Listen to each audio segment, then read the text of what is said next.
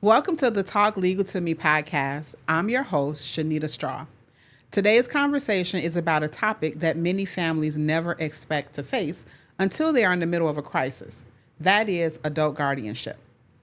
Whether it's an aging parent, a diagnosis, dementia, a spouse who suffers a stroke, or an adult child with a disability, families are often left asking the question of what do we do now? Talk legal to me. Talk legal to me. Now. So today, the purpose of this episode is to walk you through what is necessary should you find yourselves or should families find themselves in court for adult guardianship. So I think it is important for listeners to understand what guardianship exactly is. And guardianship really is basically a legal process in which a court appoints a responsible person basically to make decisions for an adult who is incapable or unable to make them for themselves. So, for example, if you have an adult, who possibly has a stroke or heart attack that, leaves them or any medical,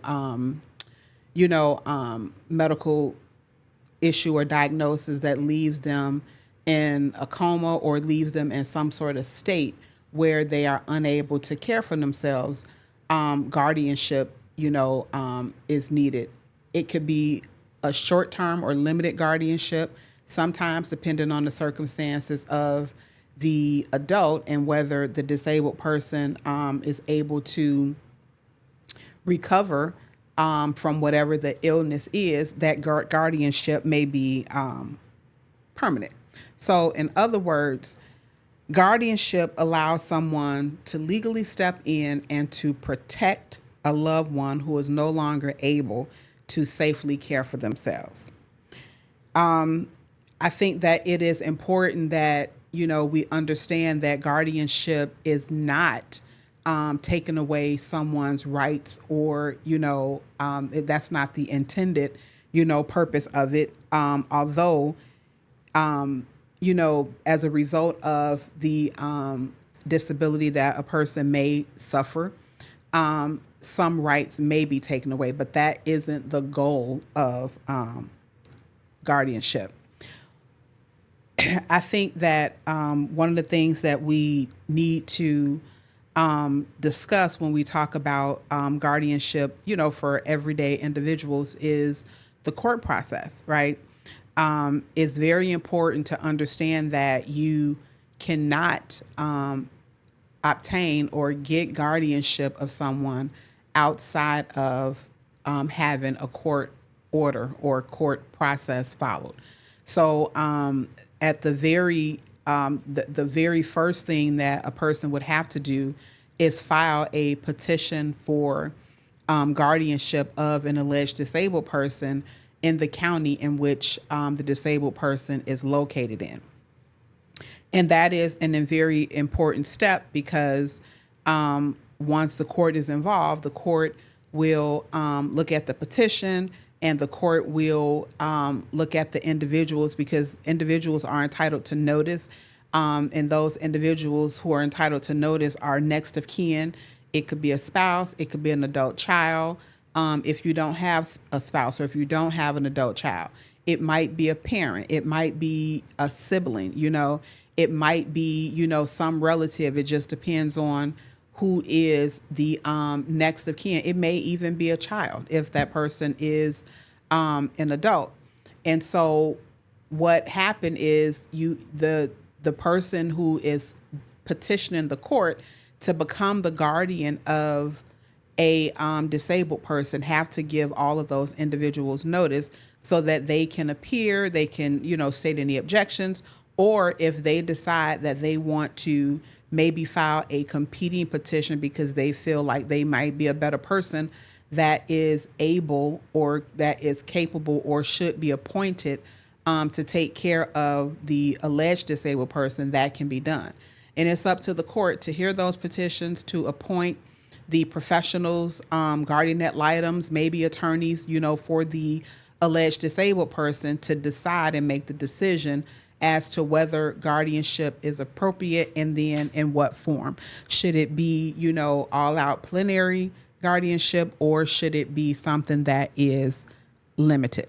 This episode of Talk Legal to Me is also brought to you by my memoir, Silent Tears.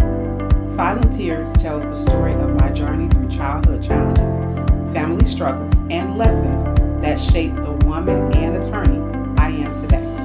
It's a powerful reminder that even in our most difficult moments, strength and purpose can emerge. If you enjoy honest conversations about life, loss, and growth, Silent Tears is for you. Visit ShanitaStraw.com to order your copy today.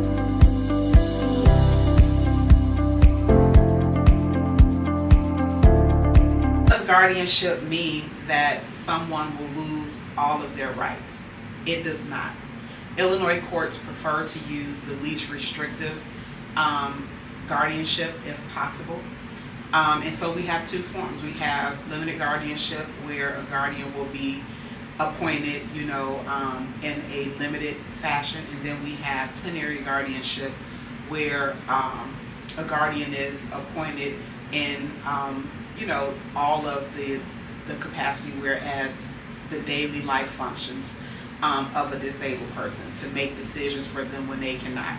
Doctor's office, where they live, whether they should move, all of those things. And I think the easiest form for most people to understand is that kind of relationship, that of a parent and a child. Will a person, be able to, go to the store or still dress themselves or decide what food they want to eat? Yes, some of those things they will still be able to do unless the disability prohibits them from doing it. I think that what I would like for most people to understand is that when it comes to guardianship, and even when it comes to courts, the courts want to make sure that individuals are left with dignity, because that is key.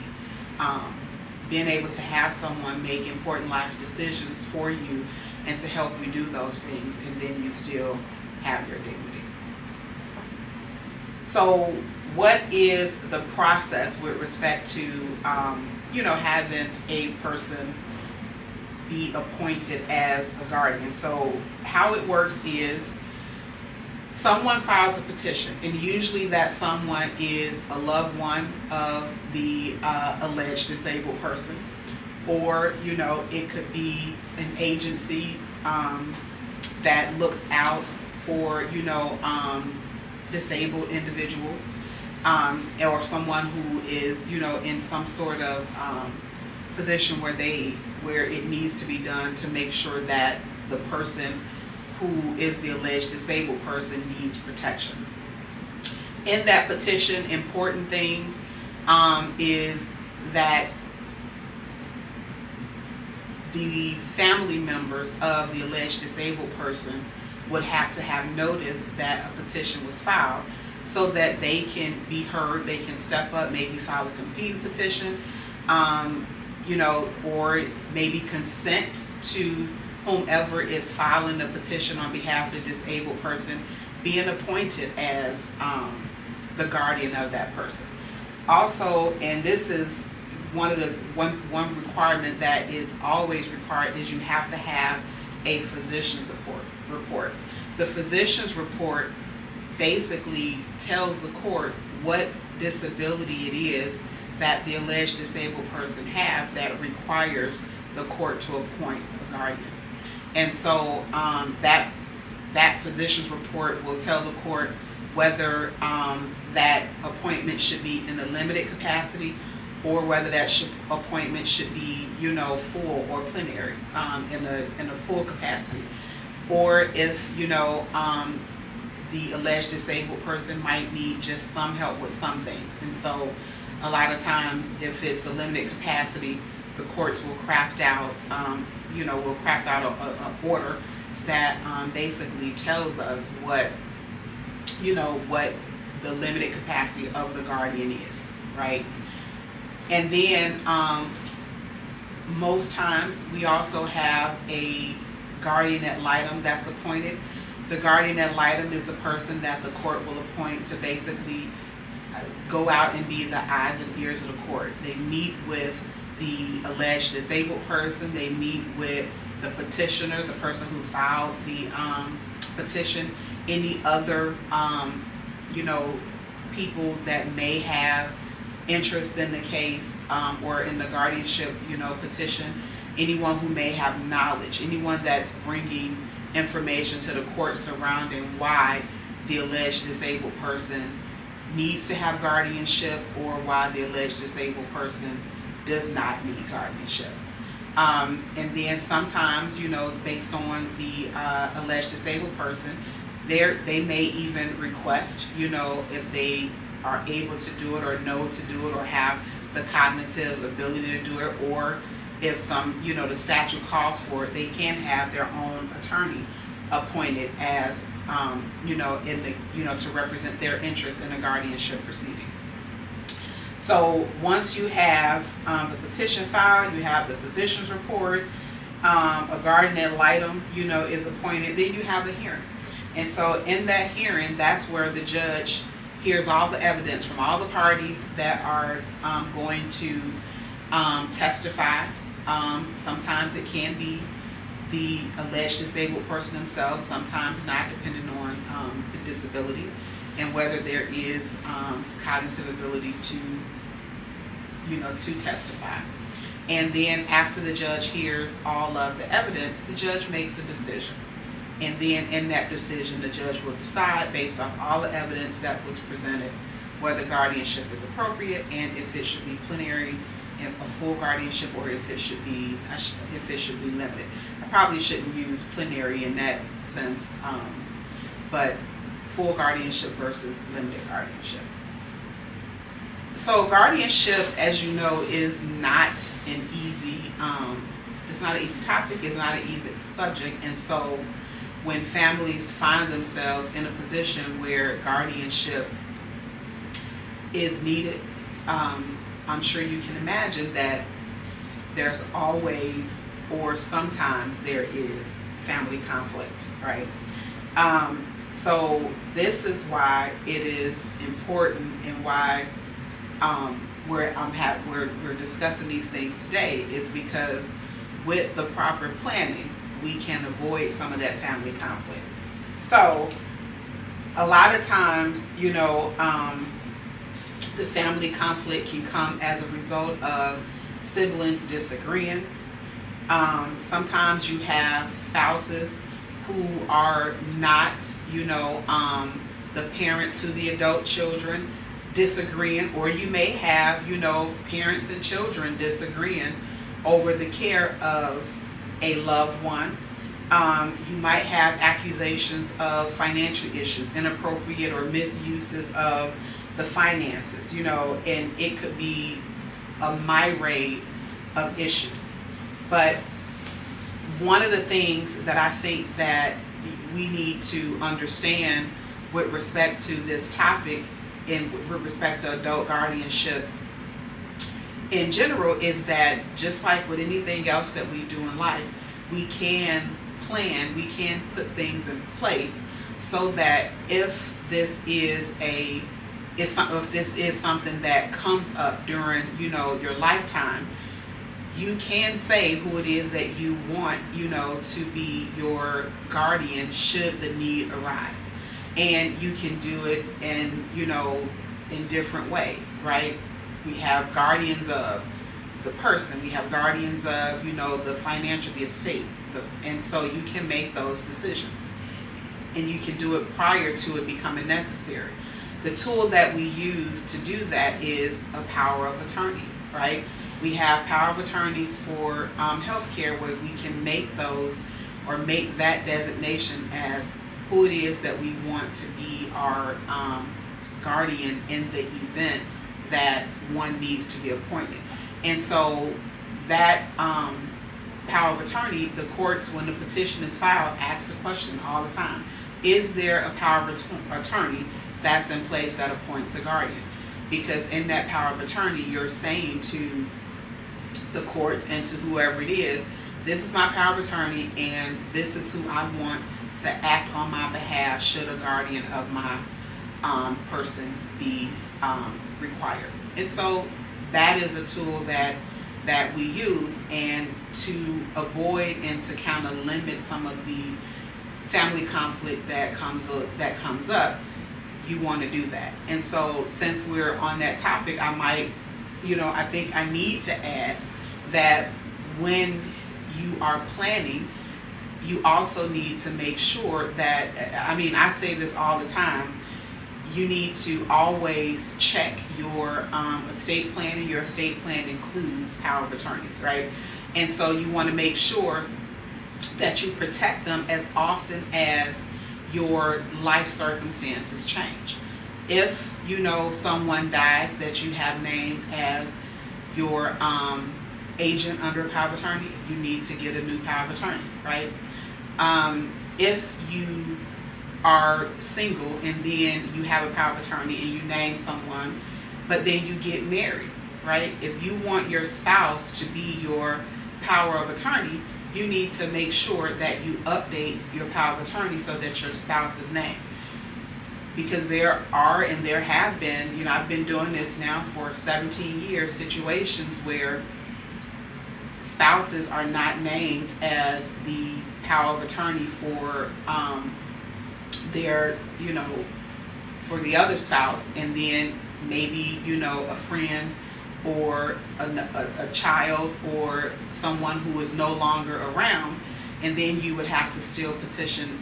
You might have these competing petitions filed where someone is, in the power of attorney as a person that you name to be the agent should you need, should the court have to appoint one, but you got married, meant to change it, and then forgot to do it. So you always want to make sure that as part of your estate plan that you're doing the checkups as they're required. Can guardianship be avoided? One of the ways that we can avoid guardianship is through proper planning, again. So proper planning means, making sure you have your power of attorney for property, your power of attorney for healthcare, making sure you have your, trust. And so with those instruments, if you have, let's say for example, if you can no longer take care of your finances, right? But you can still make decisions with respect to your daily things. So you don't have really cognitive impairment, but sometimes, you forget to pay your bills, or you might, have an illness that, renders you incapable of going, out to the grocery store to go buy, yourself, the things that you need to take care of yourself on a daily basis. With the power of attorney, a financial power of attorney, so you can have whoever your agent is that you name take care of those things for you without having a full, guardianship petition and having a guardian appointed for you. With respect to your healthcare power of attorneys, you might, need help with someone, going to take you to the doctor or going to the doctor with you to make sure that you're asking the right questions. Make sure you understand what the doctor is saying to you, or you might just, be out, have, some kind of cognitive delay that is not so severe where a court needs to make a or appoint a full, appoint a guardian on your behalf. We have power of attorneys for healthcare. Those power of attorneys for healthcare, you can have your agent that you name basically assist you in those situations. And so your doctors, can rely on the power of attorney and the agency that you gave to your agent to make decisions for you the way that you would have done. And that is the purpose of the power of attorney. You're given your agent power of attorney to make the decisions in the capacity that you have laid out in your healthcare power of attorney. This next segment is a fun segment where I'm going to be asked a few questions, and then I'm going to tell you whether that is a myth or a fact. So, I have my, what is this, my in-studio crew. All right, so studio crew, fire off the first question. Myth or fact? My spouse automatically becomes my guardian. That is a myth. Just because you have a spouse does not mean that your spouse will automatically become your guardian. Again, remember, if you have a power of attorney that lists someone else as your as the person that you want to be your guardian, and you forgot or failed to change that, and you have competing petitions, the court has to have a hearing to make the decision as to what is in the best interest of the alleged disabled person. And they give very heavy weight to power of attorneys, especially if they are valid. There's also, you could also have a situation where where you did not have a power of attorney, and you have a spouse and maybe a child that might, file a competing petition. And the court may rule that it's not in the spouse's best interest, or it's not in not the spouse's best interest, but it is not in the alleged disabled person's best interest to award guardianship to the spouse. So that is definitely a myth. Myth or fact? Guardianship is only for elderly people. That is a myth. Guardianship is for anyone who needs it. Young individuals can have guardians appointed for them, as well as older individuals. Case in point, any one of us at any given time can be involved in a very bad accident that might render us disabled. Sometimes, children who are born with disabilities, as they, age out and, come to the age of 18, they're now, adults. And so at that point, the parent does not have the legal rights to make decisions for them unless they're appointed by the court. So that is definitely a myth. Guardianship is not for just the elderly. Myth or fact? Once someone has a guardian, they lose every right. Again, that is a myth. Remember, especially in Illinois, we like to use the least restrictive method. So you still have, some of your rights. You're not without the power to make some decisions. It just depends on the capacity that the individual has. Myth or fact? Guardianship is permanent. That is a myth. Guardianship is not always permanent. So if guardianship is ordered by the court, especially if it's a limited guardianship, if a person no longer has the disability that renders them incapable of making the decisions for themselves, they can always file a petition to have the guardianship revoked. And so it's not always permanent. So that is definitely a myth. So that was fun. Thank you, guys. This episode of Talk Legal to Me is sponsored by the Land Trust Company. For over 125 years, the Land Trust Company has helped property owners, investors, and families protect assets, maintain privacy, and simplify real estate ownership through land trusts.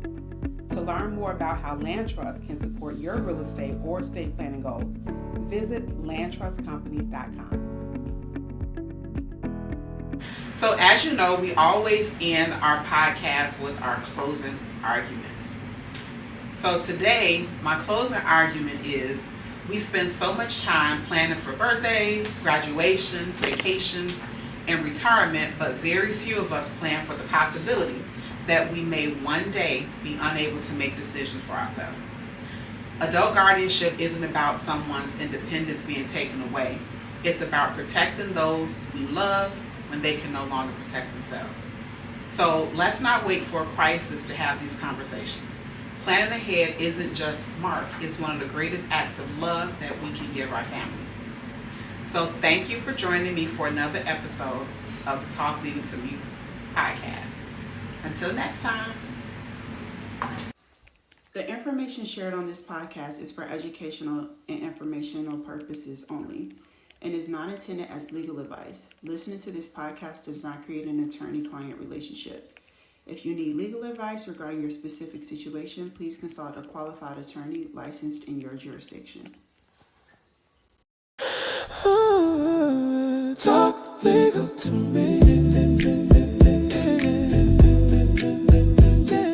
Talk legal to me. Break it down so I can see. Make the hard stuff sound so sweet. On the Talk Legal to Me. Talk legal to me. Oh, talk to me. Plain words, clear and easy. Every rule, every mystery. On the Talk Legal to Me. Yeah, I guess.